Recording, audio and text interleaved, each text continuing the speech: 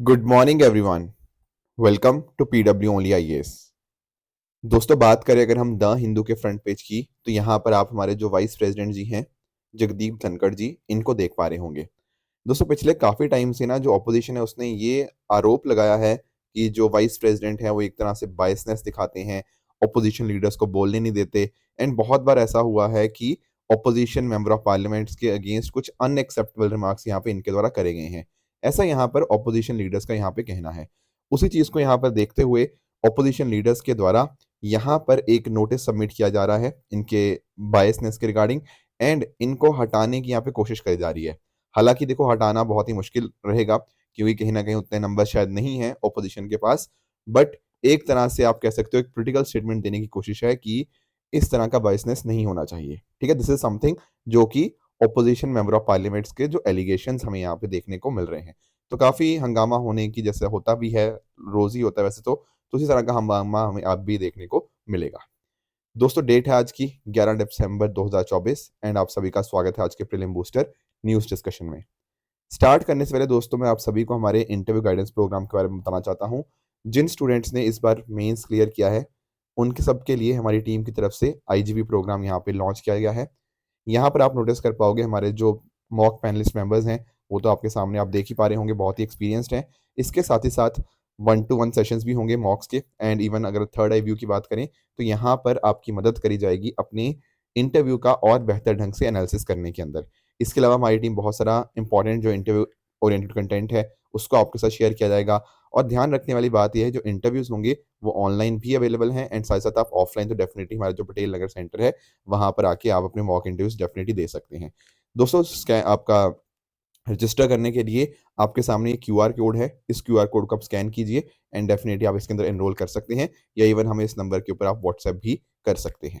ठीक है, स्टार्ट करते हैं अपने आज के डिस्कशन को। अगला जो टॉपिक हम डिस्कस करेंगे वो सुप्रीम कोर्ट के प्लेनरी पावर के बारे में है। देखो, कुछ साल पहले ना यूपीएससी ने एक सवाल पूछा था आर्टिकल 142 के बारे में। जब हम बात करते हैं ना आर्टिकल 142, ये दरअसल में रिलेट करता है सुप्रीम कोर्ट के साथ। एंड सुप्रीम कोर्ट की पावर कैसी है ये? In order to ensure complete justice, यानी कि कंप्लीट जस्टिस करने के लिए सुप्रीम कोर्ट अपनी आर्टिकल 142 का पावर इस्तेमाल कर सकता है, जिसके माध्यम से किसी को भी न्याय देने के लिए वो इस चीज का यूटिलाइजेशन करेगा। तो अभी क्या हुआ है, सुप्रीम कोर्ट ने इसी प्लेनरी पावर का इस्तेमाल किया है एंड इसके माध्यम से एक जो वुमेन आर्मी ऑफिसर है ना, उसको परमानेंट कमीशन ग्रांट किया गया है। क्यों? क्योंकि सुप्रीम कोर्ट को ऐसा लगा कि उसको ना रॉन्गली बाहर कर दिया गया था कंसिडर करते समय, जबकि जो बाकी सिमिलरली प्लेस थे उनको इस चीज का बेनिफिट मिल गया था, पर इस महिला आर्मी ऑफिसर को नहीं मिला था। तो सुप्रीम कोर्ट ने यहाँ पर इस्तेमाल किया है आर्टिकल 142 का। पहले भी बहुत बार सुप्रीम कोर्ट ने इस चीज का इस्तेमाल किया है, जैसे for example union carbide case था, वहां पर भी हमारे समय उस समय एग्जिस्टिंग लॉ से डिविएट करते हुए सुप्रीम कोर्ट ने बोला कि नहीं, जो लोग हैं जिनको परेशानी हुई है, जिनको समस्या हुई है, उनको हम रिलीफ प्रोवाइड करना चाहते हैं। तो उसके लिए भी एग्जिस्टिंग लॉ से डेविएट करते हुए सुप्रीम कोर्ट ने आर्टिकल 142 का इस्तेमाल किया। इनफैक्ट अगर हम बात करें बाबरी मस्जिद केस की, तो वहां पर भी आप नोटिस कर पाओगे कि जहां पर जो राम जन्मभूमि जो लैंड थी, ठीक है, वो ट्रस्ट को दी गई। Plus at the same time जो मुस्लिम वाला पक्ष था ना, उनको भी 5 एकड़ की जमीन अलग से दी गई थी ताकि वो भी अपना यहाँ पर एक मस्जिद बना पाए। तो इस तरह से जब भी सुप्रीम कोर्ट को लगता है कि कंप्लीट जस्टिस करने के लिए कोई ऑर्डर पास करना होता है, तो सुप्रीम कोर्ट वहां पर एक पेंडिंग मैटर के अंदर ये चीज कर सकता है। ठीक है, डिक्रीज पास कर सकता है, ऑर्डर्स दे सकता है। ठीक है, या फिर कहीं ना कहीं ऑर्डर कर सकता है किसी डॉक्यूमेंट की डिस्कवरी या प्रोडक्शन के लिए। तो ये बातें आपको सुप्रीम कोर्ट के बारे में जाननी चाहिए। एक बार डायरेक्ट क्वेश्चन आ चुका है आर्टिकल 142 के अंदर, बस इतना ही पूछा था आर्टिकल 142 किस चीज से रिलेट करता है, तो ये आपको पता डेफिनेटली होना चाहिए। अगले टॉपिक की तरफ बढ़ते हैं, अपॉइंटमेंट ऑफ आरबीआई गवर्नर। देखो, शक्तिकांता दास जी के बारे में आप सब लोग जानते थे। अब हमारे जो नए आरबीआई गवर्नर हैं वो हैं संजय मल्होत्रा जी। ये हमारे रेवेन्यू सेक्रेटरी रहे हैं। ठीक है, एंड ये 26 गवर्नर आरबीआई के यहाँ पे बन चुके हैं। देखो, एक तो आरबीआई गवर्नर के बारे में कुछ पॉइंटर्स आपको पता होना चाहिए। पहली बात तो इनको अपॉइंट किया जाता है by the government of India and ये टॉप लीडर ऑफ आरबीआई की तरह यहाँ पे काम करते हैं। आप लोग जानते होंगे ना, किसी भी बैंकिंग स्ट्रक्चर के अंदर सबसे इंपॉर्टेंट जो बॉडी होती है, सबसे ऊपर जो बॉडी होती है, दैट इज आपका बोर्ड ऑफ डायरेक्टर्स। तो बोर्ड ऑफ डायरेक्टर्स के हेड की तरह गवर्नर काम करते हैं and he acts as a CEO of the RBI. ठीक है, इवन अगर आपने अपने नोट्स देखे होंगे, आप जैसे 100 रुपए का 500 रुपए का नोट ओपन करना, वहां पर लिखा होता है मैं धारक को 500 रुपए अदा करने का वचन देता हूं। नीचे साइन किसके होंगे? नीचे साइन होते हैं आपके आरबीआई गवर्नर जी के। इसके अलावा दोस्तों बात करें, हमारे जो पहले आरबीआई गवर्नर थे that was sir Osborne Smith, जो कि 1935 के अंदर जब आरबीआई बना उसके बाद पहले आरबीआई गवर्नर यही बने थे। कुछ और एस्पेक्ट्स अगर हम बात करें तो आरबीआई एक्ट 1934 के अंदर इसको अपॉइंटमेंट किया जाता है इनका। इसके अलावा सेंट्रल गवर्नमेंट ही रिस्पॉन्सिबल है। पर आपको ना एक कमेटी के बारे में जानना होगा। What is this committee? This committee is FSR ASC, financial sector regulatory appointment search committee. देखो कैसे डिसाइड होगा कि भाई कौन बंदा आरबीआई गवर्नर बनेगा, वो तो इंडियन सरकार तय करेगी, पर कुछ नाम भी तो आने चाहिए सरकार के पास। तो जो नाम दिए जाते हैं ना, एक तो कैबिनेट सेक्रेटरी होंगे, आपके करंट आरबीआई गवर्नर, और financial service secretary and 2 independent members. ये 5 लोग मिलकर ना ये सर्च करेंगे कि भाई कौन ऐसा बंदा है जो कैपेबल है कहीं ना कहीं आरबीआई गवर्नर बनने के लिए। फिर इस तरह के एक लिस्ट बनाई जाएगी एलिजिबल कैंडिडेट्स की। ये 5 लोग एक लिस्ट बनाएंगे, वो लिस्ट जाएगी फिर किसके पास? आपके कैबिनेट कमेटी ऑन अपॉइंटमेंट के पास, जिसको हेड कौन करते हैं? प्रधानमंत्री जी। फिर अकॉर्डिंगली वो देखेंगे एंड अकॉर्डिंगली फिर उनको कंफर्म कर देंगे हाँ यार ये बंदा हमें सूटेबल लग रहा है, इनको गवर्नर बना दिया जाएगा। एक डाउट बच्चों के दिमाग में आता है कि आरबीआई गवर्नर का सर टेन्योर क्या होता है? देखो एक्चुअल में अगर हम बात करें ना, आरबीआई गवर्नर की जो टर्म होती है वो इनिशियली 3 साल सेट करी जाती है, पर नॉर्मली उसको देखा गया है कि 2 साल के लिए एक्सटेंड कर दिया जाता है अगर जरूरत पड़े। ठीक है, नॉर्मली 5 साल से ज्यादा नहीं होता है। शक्तिकांत दास जी हालांकि 6 साल यहाँ पे हमारे आरबीआई गवर्नर रहे हैं, पर जो भी टर्म होती है ना वो गवर्नमेंट नॉर्मली जब उनको अपॉइंट किया जाता है तब बता देती है। जैसे फॉर एग्जांपल आई थिंक अभी 3 साल का यहाँ पे बताया गया है, तो इस तरह से आप नोटिस कर पाओगे ये सरकार ही तय करती है। इसके अलावा जो गवर्नर है उनकी टर्न जो होती है वो समय से पहले खत्म भी हो सकती है। अगर मान लो गवर्नर जी को लगता है वो रिजाइन देना चाहते हैं तो दे सकते हैं। उसी तरह से अगर प्रेसिडेंट चाहें तो इनको रिमूव भी यहाँ पे किया जा सकता है। इसके अलावा रीअपॉइंटमेंट के लिए, अपने टेन्योर के एक्सटेंशन के लिए डेफिनेटली वो एलिजिबल होते हैं। ये बातें भी पता होनी चाहिए। एक इंपॉर्टेंट बात ये है कि ना आरबीआई एक्ट या कहीं पर भी और कहीं पर भी इनकी क्वालिफिकेशंस का मेंशन नहीं है। कहने का मतलब क्या कि कौन बंदा आरबीआई गवर्नर बनेगा, ऐसी इनकी क्वालिफिकेशंस कहीं भी नहीं लिखी हुई। ऐसा कुछ नहीं है कि आपको इकोनॉमिक्स की ही डिग्री होनी चाहिए, यही होना चाहिए वही, ऐसा कहीं पर भी कुछ नहीं लिखा हुआ। बहुत सारे पास्ट के अंदर आरबीआई गवर्नर्स ऐसे भी रहे हैं जिनका फिजिक्स के अंदर मतलब बैकग्राउंड रहा है, या उनका जो पोस्ट ग्रेजुएशन थी वो हिस्ट्री के अंदर रही है। There are many such examples. तो ऐसा कहीं पर भी कोई पर्टिकुलर क्वालिफिकेशन नहीं देखने को मिलती, ये बात आपको पता होनी चाहिए। हालांकि अगर आप पास्ट में देखोगे ना तो ज्यादातर जो लोग बनते हैं आरबीआई गवर्नर वो या तो इकोनॉमिक्स बैकग्राउंड के ही बनते हैं या कोई सिविल सर्विस के पर्सन आपको देखने को मिल जाएंगे। जैसे शक्तिकांत दास जी वो सिविल सर्वेंट थे। इवन अभी जो संजय मल्होत्रा जी की बात कर रहा हूँ वो भी एक सिविल सर्वेंट ही आपको यहाँ पे देखने को मिल जाएंगे। बाकी आप नोटिस कर पाओगे सेंट्रल गवर्नमेंट आरबीआई को डायरेक्शन डेफिनेटली इशू कर सकती है। आरबीआई गवर्नर का रोल तो देखो आप लोगों ने पढ़ा ही होगा। मॉनेटरी पॉलिसी कमेटी को चेयर कौन करता है? वो आपके आरबीआई गवर्नर ही करते हैं, है ना। एंड अगर कभी इस तरह से टाई आ जाता है, जो हम 6 लोगों की एमपीसी की बात करते हैं, तो वहां पर क्या होता है? चेयरपर्सन यानी कि आरबीआई गवर्नर के पास होती है कास्टिंग वोट। ये सब लोग आप जानते भी होंगे। इसके अलावा अगर हम बात करें आरबीआई के अंदर कुछ अपॉइंटमेंट्स करनी है वो आरबीआई गवर्नर करते हैं। बाकी क्योंकि आरबीआई बैंकिंग सेक्टर का रेगुलेटर है तो बैंक्स को रेगुलेट करना, एनबीएफसीज को रेगुलेट करना और अलग अलग तरह के फाइनेंशियल इंस्टीट्यूशन को रेगुलेट करना इन्हीं की जिम्मेदारी बन जाती है। इसके अलावा अगर हम बात करें physical responsibility and budget management act, जहां पर बोला गया है कि अपने फिजिकल डेफिसिट को हमें कम करना है, रेवेन्यू डेफिसिट को हमें एलिमिनेट करना है, उसका मॉनिटर करना, उसको इंप्लीमेंटेशन कैसे और बेहतर ढंग से हो सकती है उसके ऊपर एडवाइस देना भी आरबीआई गवर्नर की जिम्मेदारी बनती है। इसके अलावा देखो नोट्स वगैरह इशू करना वो तो डेफिनेटली है ही है।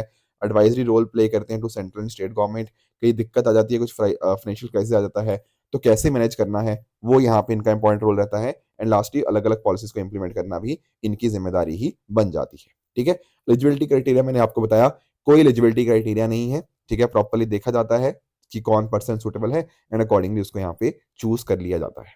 राइट, नेक्स्ट चलते हैं अपने अगले टॉपिक की तरफ। जैसा मैं स्टार्टिंग में कह भी रहा था कि हमारे जो वाइस प्रेसिडेंट जी है जगदीप धनखड़ जी, उनको रिमूव करने का यहाँ पे प्रोसेस यहाँ पे स्टार्ट करने जा रही हैं ऑपोजिशन पार्टीज। तो थोड़ा सा अंडरस्टैंड करते हैं कि इसके बारे में हमें क्या स्टैटिक पोर्शन है जो पता होना चाहिए। पहली बात तो ये है कि रेजोल्यूशन जब ये आएगा कहीं ना कहीं उसके साथ 14 दिन का नोटिस रिक्वायरमेंट होती है। जैसे अभी विंटर सेशन चल रहा है पार्लियामेंट का, वो 20 दिसंबर को एंड होने जा रहा है, तो कहीं ना कहीं काफी कम टाइम है। तो आई डोंट नो अभी इस बार होगा या अगली बार होगा, तो this is something that is to be seen. अब देखो जब भी ना एक तरह से सेशन खत्म होता है तो सेशन खत्म होने को हम बोलते हैं प्रोरोगेशन। ध्यान से सुनना, मैंने यहाँ पर मतलब आप अंडरस्टैंड करना, पिछले दिनों मैंने डिस्कस भी किया था आपको, प्रोरोगेशन हो गया, एडजर्नमेंट, एडजर्नमेंट साइंड आई, ये सारी चीजें हमने डिस्कस कर रखी हैं। यहाँ पर डिसॉल्व नहीं हो रहा कुछ भी, है ना। राज्यसभा तो वैसे भी डिसॉल्व नहीं होता, पर आपको ध्यान में रखना है कि जब भी प्रोरोगेशन होता है तो क्या होता है, आपके जो बिल्स वगैरह होते हैं वो तो लैप्स नहीं होते, है ना?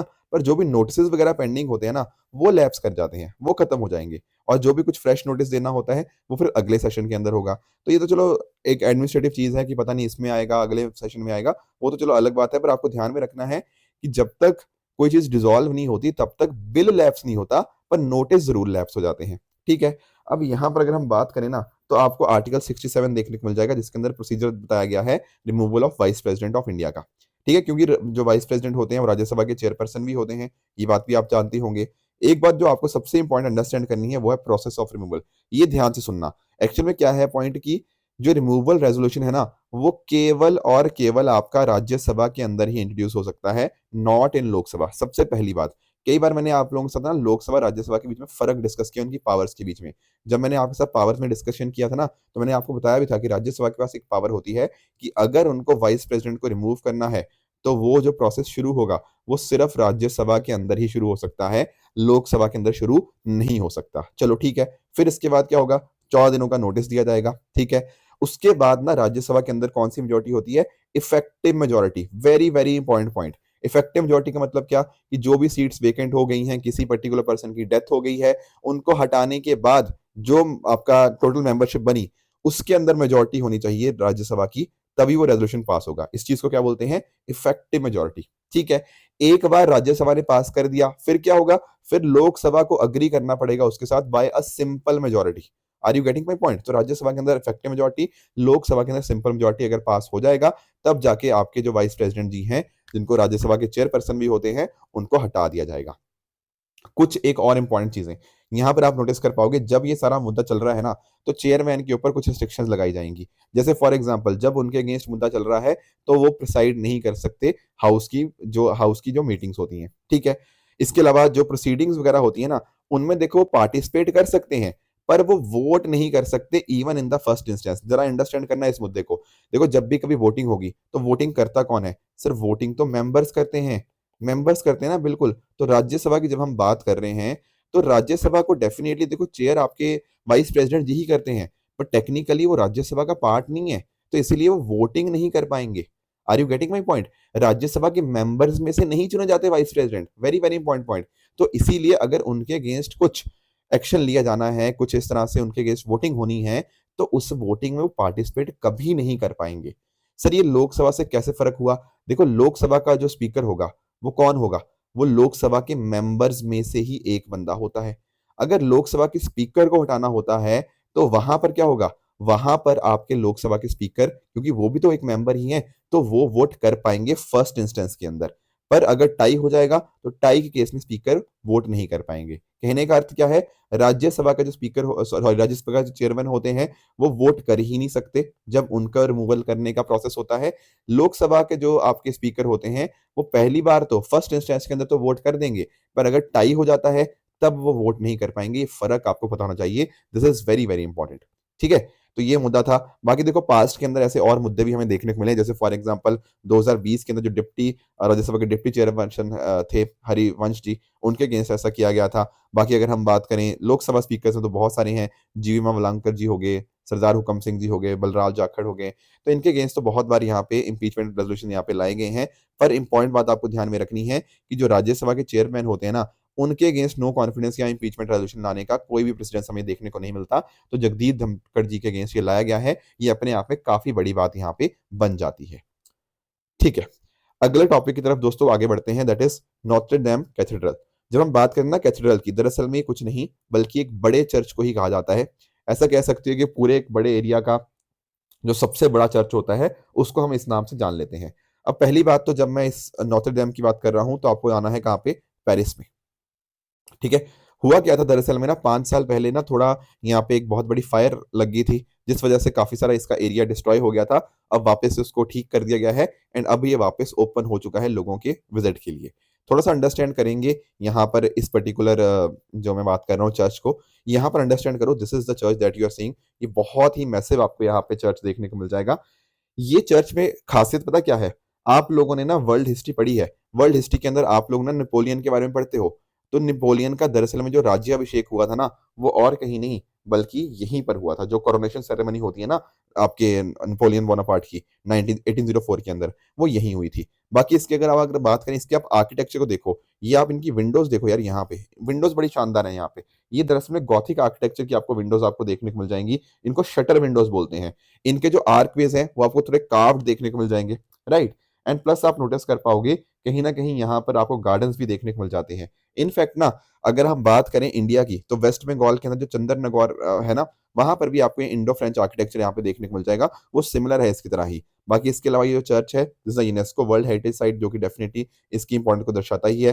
कार्व्ड आर्कवेज मैंने आपको बता दिए, नैरो स्ट्रीट फ्रंट्स आपको देखने को मिलते हैं, तो ये फ्रेंच गॉथिक आर्किटेक्चर स्टाइल का बहुत अच्छा एग्जाम्पल आपको देखने को मिल जाएगा। ये लोकेटेड है आपके पेरिस फ्रांस के अंदर, on an island in Sen river. इसकी मैं लोकेशन आपके साथ डिस्कस करूंगा। बाकी इसके अंदर होली क्राउन ऑफ थ्रोन्स आपको देखने को मिल जाएंगे, जो अपने आप में बहुत ही सेक्रेड माना जाता है। दरअसल में जब जीसस को क्रूसीफाई किया गया था ना, तो कुछ अवशेष थे, कुछ रेलिक्स आपको देखने को मिले थे। उनमें से जैसे फॉर एग्जांपल एक क्रॉस का जो एक पीस हो गया, या फिर नेल्स जो उस समय क्रूसिफिकेशन के समय इस्तेमाल किए गए थे, राइट। वो सारे उनके जो अवशेष हैं वो आपको यहाँ पर देखने को मिल जाएंगे। ये जो मैं रिवर की बात कर रहा था ना, ये इस रिवर को आप ध्यान में रखना, this is your Sen river, जो मैं आपके यहाँ पिक्चर में बना रहा हूँ ना, तो आगे जाके इंग्लिश चैनल की तरफ ये जाती है। इनफैक्ट जब हमने ना ओलंपिक्स के बारे में चर्चा करी थी, तब भी मैंने सेन रिवर की आपको लोकेशन यहाँ पे डिस्कस करी थी। तो आप यहाँ पे नोटिस कर पाओगे, दिस इज पेरिस, और पेरिस इसी नदी के पास में आपको देखने को मिल जाता है। नेक्स्ट टॉपिक डिस्कस कर लेते हैं, ओपन एआई लॉन्चेस सोरा टर्बो।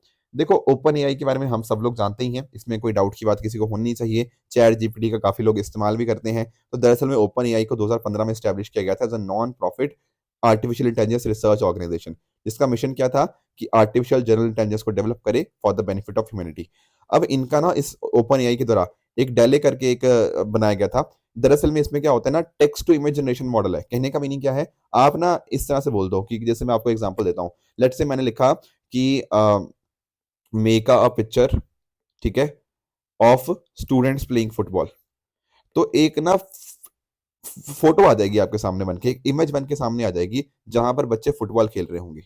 ये लाइव जनरेट हुई है, ये जनरेट हुई है। ऐसा नहीं है कि गूगल से सर्च करके आपको भेज देगा कि भाई ये गूगल पे मुझे ये फोटो मिली, नहीं, वो तो हम वैसे भी ढूंढ लेंगे, है ना। पर ये खुद अपने आप में एक नई फोटो जनरेट करके देगा आपको, जहां पर बच्चे फुटबॉल खेल रहे होंगे। ये तो है टेक्स्ट टू इमेज कन्वर्जन। इसी तरह से जो आपका सोरा आ रहा है ना, सोरा, सोरा भी इसी का ही है। वहां पर टेक्स्ट से आप वीडियो बना सकते हो।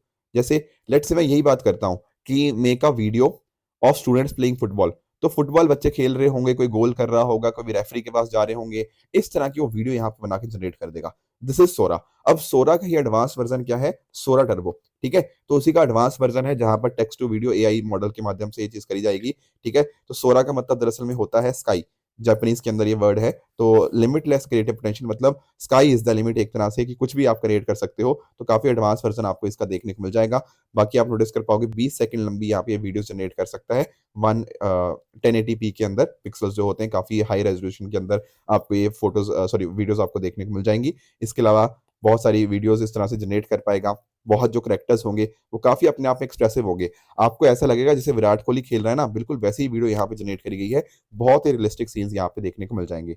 बाकी आप लोग जानते होंगे ओपन एआई के अंदर अच्छा खासा जो पैसा है, जो इन्वेस्टर है वो माइक्रोसॉफ्ट है। वो आप लोग जानते ही होंगे, लगभग 49% ओनरशिप आपको माइक्रोसॉफ्ट की देखने को मिल जाती है। नेक्स्ट दोस्तों हमारा टॉपिक है सियांग अपर मल्टीपर्पज प्रोजेक्ट। थोड़ा इसको अंडरस्टैंड करते हैं। दरअसल में पता क्या है, अरुणाचल प्रदेश के अंदर ना कुछ लोग हैं जो प्रोटेस्ट कर रहे हैं। क्यों प्रोटेस्ट कर रहे हैं, वो दरअसल में एक डैम बनने के ऊपर प्रोटेस्ट कर रहे हैं। आप लोग ना सियांग रिवर के बारे में जानते होंगे। सियांग रिवर दरअसल में आपके तिब्बत के अंदर यहाँ पे ओरिजिनेट होती है, माउंट कैलाश के नियर, उसको वहाँ पे सांगपो के नाम से जाना जाता है। फिर वो भारत में अकॉर्डिंगली एंटर होती है अरुणाचल प्रदेश के अंदर, and as the Siang, and आगे जाके क्या बन जाती है, ब्रह्मपुत्रा रिवर। ब्रह्मपुत्रा रिवर के बारे में हम सब लोग जानते ही हैं। अब यहाँ पर पता क्या हो रहा है, एक डैम बनाया जा रहा है। थोड़ा अंडरस्टैंड करना, क्या नाम है इसका, अपर सियांग मल्टीपर्पज स्टोरेज प्रोजेक्ट, ठीक है। यहाँ पर देखो क्या है कि दरअसल में चाइना ने ना एक डैम बनाया है जिसका नाम है सुपर डैम, ठीक है। जो सैंगपो, जो वहां पे उसका नाम था, सियांग रिवर का ही चाइना के अंदर नाम था सैंगपो, वहां पर इस नाम से जानते हैं। वहां पर चाइना ने एक सुपर डैम बनाया, और ऐसा बताया जा रहा है कि इस सुपर डैम की जो कैपेसिटी है ना, वो 3 गुना है as compare to 3 Gorges dam. ये अपने आप में बहुत बड़ा डैम है चाइना के अंदर। पहली बात तो 3 गॉर्जियस ही, और उसका भी 3 गुना डैम बनाया, मतलब बहुत ही बड़ा डैम हो जाता है। इसके माध्यम से कहीं ना कहीं वो पानी जो हो नॉर्दर्न चाइना के अंदर यहाँ पे डाइवर्ट करेगा, एंड इससे हमें दिक्कत पता क्या हो सकती है? दिक्कत ये हो सकती है कल को चाइना ने इंडिया के अंदर अगर कुछ फ्लड्स क्रिएट कराने हो या पानी की स्कार्सिटी करनी हो, तो चाइना बड़े आराम से ये चीज़ कर सकता है। तो हम भी थोड़ा चीज़ें मैनेज करने के लिए ना इस डैम को यहाँ पे बनाने की कोशिश कर रहे हैं। डैम चलो बनेगा अच्छी बात है, पर कहीं न कहीं बहुत सारी दिक्कतें भी हैं। जो हम डिबेट नहीं करते डेवलपमेंट वर्सेस डिस्प्लेसमेंट की, यहाँ पर भी सेम मुद्दा यहाँ पर है। ऐसा बताया जा रहा है कि अगर ये डैम बनता है ना, इससे कहीं न कहीं जो आपका वहाँ का अरुणाचल प्रदेश का डेलिकेट इकोसिस्टम है, उसको नेगेटिव इम्पैक्ट होगा, वाइल्ड लाइफ हैबिटेट हो गया, बायोडायवर्सिटी हो गया, ये बहुत सारी चीज़ें खतरे में आ जाएँगी। इवन ऐसा बताया जा रहा है कि जो आदि ट्राइब जहाँ पे लगभग 300 विलेजेस के अंदर रहती है ना, हो सकता है वो 300 के 300 विलेजेस यहाँ पे सबमर्ज हो जाएँ, एक तरह से डूब जाएँ। ठीक है, तो गुवाहाटी हाई कोर्ट ने भी इनफैक्ट कैंसल किया था इन 44 डैम्स को, पर यहाँ पर सरकार का मानना है कि नहीं, हमें कंस्ट्रक्ट करना इम्पॉर्टेंट है, तो उसको कंस्ट्रक्ट करवाया जा रहा है। एंड अकॉर्डिंगली आप नोटिस कर पाओगे जो अरुणाचल गवर्नमेंट है, उसने यहाँ पर सेंट्रल फोर्सेस को डिप्लॉय कर दिया है ताकि जो भी लोग प्रोटेस्ट कर रहे हैं इस तरह के कि डैम मत बनाओ, उनको यहाँ पे रोका जा पाए। तो ये डैम के बारे में सियांग अपर मल्टीपर्पज प्रोजेक्ट के बारे में आपको पता होना चाहिए। मल्टीपर्पज का मतलब आप लोग जानते ही होंगे ना, multipurpose is for different different purposes कि आप यहाँ पे बिजली भी बनाओगे, है ना? पानी भी आप इरिगेशन वगैरह के लिए यहाँ पे प्रोवाइड करोगे, तो मल्टीपर्पज प्रोजेक्ट इसको यहाँ पे बोला जाता है। राइट? अब दोस्तों आ जाते हैं अपने क्वेश्चन आंसर्स की तरफ। पहला क्वेश्चन जो आपसे मैं पूछ रहा हूँ, वो है फंडामेंटल राइट्स ऐसे कौन से हैं जो सिटीजन्स को तो मिलते हैं पर फॉरेनर्स को नहीं मिलते? तो इसको आप ट्राई कीजिएगा। क्वेश्चन नंबर 2 है विद रिगार्ड्स टू आपका निपा वायरस, इसको आंसर कर सकते हो। एंड क्वेश्चन नंबर 3 आपका रहेगा कि इनमें से कौन सी ऐसी कंट्रीज हैं जिनका बॉर्डर लगता है नॉर्थ सी के साथ। ठीक है? तो ये तीनों क्वेश्चंस का आंसर आप मुझे बता सकते हो। कल दोस्तों मैंने ना एक आप लोगों से क्वेश्चन पूछा था क्लासिकल लैंग्वेजेस का। अब देखो काफी सारे बच्चों ने इसका answer A, B, C, D mention कर दिया, पर कुछ एक बच्चे ऐसे भी थे जिन्होंने बोला कि सर ऑप्शंस ही गलत हैं। देखो जिन्होंने लिखा है कि ऑप्शंस ही गलत गलत हैं, वो डेफिनिटली ध्यान से चीजें सुनते हैं, उनका आंसर बिल्कुल करेक्ट है। मैं भी बताता हूँ कैसे। देखो पहली बात तो आप लोग ये समझो कि क्लासिकल लैंग्वेजेस होती क्या हैं। देखो पहले पता क्या होता था, क्लासिकल लैंग्वेज के 4 क्राइटेरिया थे। ध्यान से सुनना, जिनको यही नहीं पता मैं बता देता हूँ। पहले 4 क्राइटेरिया हुआ करते थे। एक क्राइटेरिया था कि उस पर्टिकुलर लैंग्वेज का ना काफ़ी एंशिएंट ओरिजिन होना चाहिए। कम से कम 1500-2000 साल की एंशिएंट हिस्ट्री या अर्ली टेक्स्ट आपको देखने को मिल जाएँगे। इसके अलावा उस पर्टिकुलर लैंग्वेज को बॉडी ऑफ एंशिएंट लिटरेचर या टेक्स्ट को क्या हुआ चाहिए, स्पीकर्स वगैरह काफ़ी लिटरेरी हेरिटेज यहाँ पे कंसिडर किया जाना चाहिए कि काफ़ी वैल्यूएबल है। तीसरा जो था ना कि वो अपने आप में ओरिजिनल होनी चाहिए। एंड चौथा था कि डिसकंटिन्यूटी हो सकती है मॉडर्न अवतार्स और ओल्डर वालों की, है ना? एंड कहीं न कहीं वो डिस्टिंक्ट होनी चाहिए, है ना? ये बात हमें पता है, ये 4 कंडीशंस आपको पता होनी चाहिए थी। एंशिएंट ओरिजिन, लिटरेरी हेरिटेज, आपका डिसकंटिन्यूटी फ्रॉम मॉडर्न अवतार एंड ओरिजिनैलिटी। अब यहाँ पर चेंजेस पता क्या हुए थे? हमने ये जो तीसरा वाला क्राइटेरिया है ओरिजिनैलिटी वाला, इसको हटा दिया था। क्यों? क्योंकि यहाँ पर ना एक पैनल बैठा, उस पैनल ने ये बोला कि भाई ये वाला जो ओरिजिनैलिटी वाला क्राइटेरिया है ना, इसको सही प्रूव करना अपने आप में बड़ा ही चैलेंजिंग होता है, तो ये क्राइटेरिया ही हटा दो। तो आज के समय कोई आपसे पूछे ना, 3 ही क्राइटेरिया बचे हैं, एक एंशिएंट ओरिजिन, एक लिटरेरी हेरिटेज और तीसरा है डिसकंटिन्यूटी वाला। चौथा वाला ये वाला ओरिजिनैलिटी वाला ये हट चुका है। चलो बात सही है। अब जब हमने ये क्राइटेरिया हटाया ना, तो हमने नोटिस किया हमारे पास अब टोटल क्लासिकल लैंग्वेज कितनी हो गई है? 11। 6 ऑलरेडी पहले एग्जिस्ट करती थी, 5 नई ऐड हुई हैं। जो पहले 6 एग्जिस्ट करती थी वो कौन-सी थी? तमिल, तेलुगु, मलयालम, कन्नड़ा, संस्कृत, उड़िया। ये पुरानी 6 हैं। एंड जो 5 नई ऐड हुई हैं वो कौन-सी हैं? मराठी, पाली, प्राकृत, असमीज और बंगाली। इन 11 की 11 लैंग्वेज का नाम आपको पता होना चाहिए। आप लोग बार-बार भूले जा रहे हो। मैं आप लोगों से रिक्वेस्ट ये करूँगा कि एक बार कमेंट्स के अंदर सारे बच्चे इन 11 के 11 लैंग्वेज का नाम मेंशन कर दो, ताकि कल को एग्ज़ाम में आए तो थोड़ा आपको याद रहे। तो अगर उस कॉन्टेक्स्ट के हिसाब से जाओगे तो आप नोटिस कर पाओगे सर गुजराती और संथाली ये तो नहीं है ना? ये तो नहीं है। पर बंगाली और उड़िया ये दोनों तो थी। उड़िया पहले थी, बंगाली अब बन गई है ना? तो यहाँ पर दरअसल में सही आंसर क्या आएगा? सही आंसर आएगा ऑप्शन 1 एंड 2। वो किसी भी ऑप्शन के अंदर है नहीं, तो इसका आंसर जो है वो है 1 and 2 only, neither A nor B nor C nor D. ठीक है? कोई भी ऑप्शन सही नहीं था, तो 1 और 2 यहाँ पे करेक्ट आंसर होगा। आई होप ये मुद्दा सब लोग समझ गए होंगे। चलो बहुत बढ़िया। दूसरा मैंने आपसे पूछा था कि कौन सा फेस्टिवल कौन सी स्टेट को बिलोंग करता है। देखो आसान है ये चीज़, यहाँ पर आप नोटिस कर सकते हो, ये पिक्चर मैंने आपके सामने यहाँ पे लगाई हुई है। यहाँ पर आप नोटिस कर पाओगे जैसे माघ बिहू है, ये आपको असम के अंदर देखने को मिल जाएगा, ठीक है ना? आप नोटिस कर पाओगे पोंगल आपको तमिलनाडु के अंदर देखने को मिल जाता है। उत्तरायण आप यहाँ पे देख सकते हो। लोहड़ी और माघी जो होता है ये आपका पंजाब वाली साइड आपको देखने को मिल जाएगा। मकर संक्रांति तो हर पार्ट ऑफ इंडिया में है ही है ना? तो ये आपको कुछ चीज़ें यहाँ पे पता होनी चाहिए थी। तो उसके हिसाब से अगर आप करोगे तो बहुत आराम से आपको इसका आंसर मिल जाएगा। तीसरा मैंने क्वेश्चन आपसे पूछा था ह्यूमन पैपिलोमा वायरस के बारे में, एचपीवी के बारे में। तो एचपीवी ना आप लोगों ने सुना भी होगा इसके बारे में। दरअसल में पता क्या होता है, आप लोग सर्विकल कैंसर के बारे में जानते होंगे। सर्विकल कैंसर की जब मैं बात करता हूँ ना, तो हम यहाँ पर नोटिस कर पाओगे कि सर्विक्स आपको पता होना चाहिए। सर्विक्स दरअसल में क्या होता है, सर्विक्स आपका लोअर पार्ट होता है यूट्रस का, जो कहीं ना कहीं वेजाइना को कनेक्ट करता है, ठीक है। और यहाँ पर अगर ज्यादा एक्सेसिव ग्रोथ ऑफ सेल्स होने लग जाता है तो उसको हम सर्विकल कैंसर यहाँ पे बोल देते हैं। तो यहाँ पर आप नोटिस कर पाओगे, अगर बच्चियों के अंदर, मतलब 9 से 14 साल की जो बच्चियां हैं ना, अगर उनके अंदर हम प्रॉपर ह्यूमन पैपिलोमा वायरस के को प्रिवेंट करने के लिए अगर उनको वैक्सीनेशन प्रोवाइड करते हैं, तो यहाँ पर इससे बचा जा सकता है। पर आजकल के समय के ऊपर बहुत ज्यादा लोगों को या महिलाओं को ये चीज हो रही है, ये बात आपको पता होनी चाहिए। तो यही जो वायरस है ना, यही कहीं ना कहीं रिस्पॉन्सिबल है सर्विकल कैंसर के लिए, दैट इज एचपीवी वायरस, जो कि लोगों से फैलता है between skin to skin contact, ठीक है। आप इसको नोटिस कर पाओगे। इनफैक्ट ना ये मुद्दा न्यूज में तब आया था जब सरकार ने बोला था कि वो वैक्सीनेशन करवाएगी, एंड फिर जो पूरन पांडे हैं उन्होंने भी यहाँ पे कुछ मतलब आपको पता ही होगा कि बोला था कि मैं मर चुकी हूँ, ऐसे so on and so fourth. तो वो तो आपका मुद्दा पता ही होगा। अब जो मैंने सवाल आपसे पूछा था उसमें ये पूछा था, चलो सवाल से पहले मैं आपको बता दूं कि एक हमने यहाँ पे वैक्सीन भी डेवलप करी है, दैट इज सर्वावैक, ठीक है। ये पहली इंडिया की इंडिजिनियस वैक्सीन है in order to tackle HPV virus, ठीक है। सर्विकल कैंसर को टैकल करने के लिए आपको ये देखने को मिल जाती है, जिसको सीरम इंस्टीट्यूट ऑफ इंडिया ने यहाँ पे डेवलप किया था, ठीक है। क्वेश्चन की बात करें, यहाँ पर ये कह रहा है कि जो एचपीवी वैक्सीन है ना, वो इंडिया के जो यूआईपी यूनिवर्सल इम्यूनाइजेशन प्रोग्राम है उसके अंतर्गत कवर होती है। क्या ये बात सही है? नहीं। एक्चुअली में अगर हम बात करें, जैसे आपका बीसीजी वैक्सीन हो गया, डीपीटी हो गया, ओरल पोलियो वैक्सीन हो गया, मीजल्स हो गया, हेपेटाइटिस बी हो गया, टेटनस हो गया, जैपनीज एन्सेफेलाइटिस वायरस हो गया, है ना। एंड कुछ और स्टेट्स के अंदर कुछ और छोटी मोटी वैक्सीन हैं, पर मेजरली ये 7 वैक्सीन तो आपको पता ही होनी चाहिए।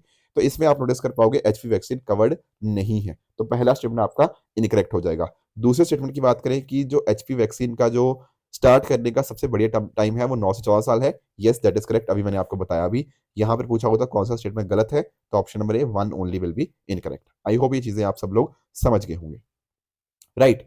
अब दोस्तों आ जाते हैं अपने ट्रू फॉल्स स्टेटमेंट्स की तरफ। यहाँ पर आपके सामने कुछ स्टेटमेंट्स हैं, बताइएगा इनमें से कौन सा सही है कौन सा गलत है। एंड कल जो मैंने आपको होमवर्क दिया था, प्रधानमंत्री सूर्य घर मुफ्त बिजली योजना, तो क्या यहाँ पर 1 करोड़ घरों के अंदर ये हमें रूफटॉप सोलर पैनल कंस्ट्रक्ट करनी है? हाँ जी बिल्कुल, by 2027। This statement is correct.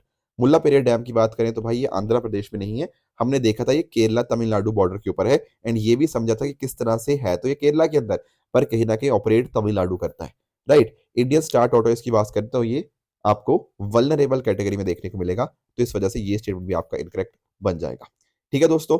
तो ये थी आज की डिस्कशन, इसी तरह से आप भी अपने एंड पे हार्डवर्क करते रहिए। Thank you so much for joining, all the very best.